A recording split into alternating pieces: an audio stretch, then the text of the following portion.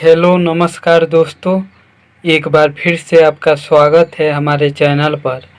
आज हम Bhojpuri sad song लेकर आए हैं आप सबके लिए, बहुत ही दर्द भरा सुपर हिट मैटर के साथ, फुल और फ्री में। जी हाँ दोस्तों, तो इस सैड सॉन्ग को सुनने से पहले मुझे आपसे रिक्वेस्ट है कि अगर आप हमारे चैनल पर नया हैं तो चैनल को सब्सक्राइब ज़रूर कीजिएगा और बगल में बेल आइकन के घंटे भी दबाइएगा।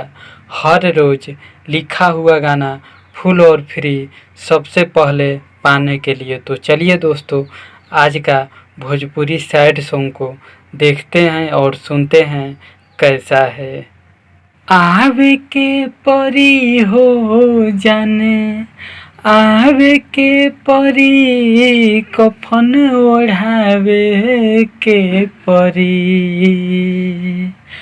आवे के परी हो जाने, आवे के परी कफन ओढ़ावे के परी। जति बनबू तू कनिया दोसरा के तो हमरा के जहर पियावे के परी। जदि बनबू तू कनिया दोसरा के तो हमरा के जहर पियावे के परी। तू ही बारू जान हमारे देहिया के जान हो, तू नहीं मिलबू तो खत्म बा जहान हो।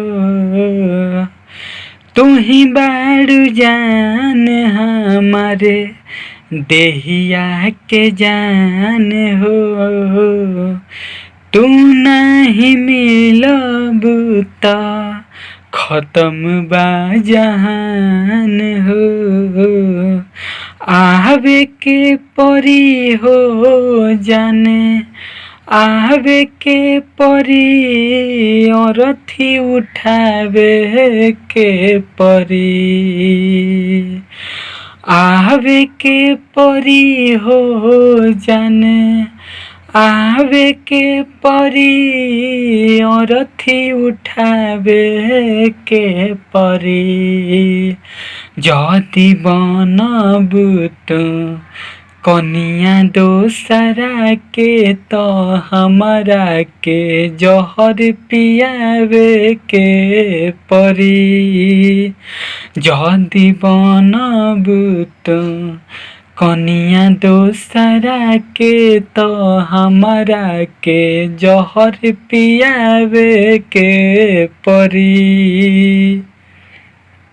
जैसे कइल प्यार जिंदगी अंत तू ही कर, लाश पर के से रोशन के लकड़ी हाथ धर।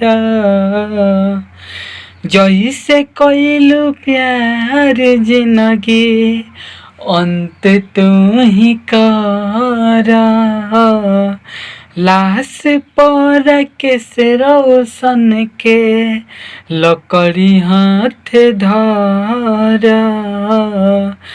आवे के परी हो रानी, आवे के परी तोहके दफनावे के परी।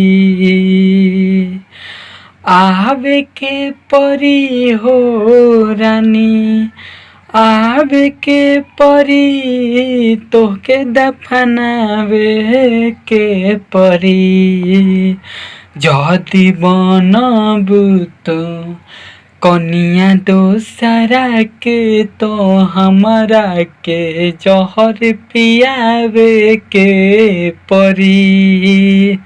जदि बनबू तू कनिया दोसरा के तो हमरा के जहर पियावे के परी।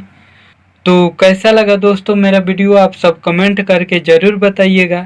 वीडियो अच्छा लगे तो लाइक ज़रूर कीजिएगा दोस्तों। मिलते हैं अगले वीडियो में नए हिट गीत के साथ।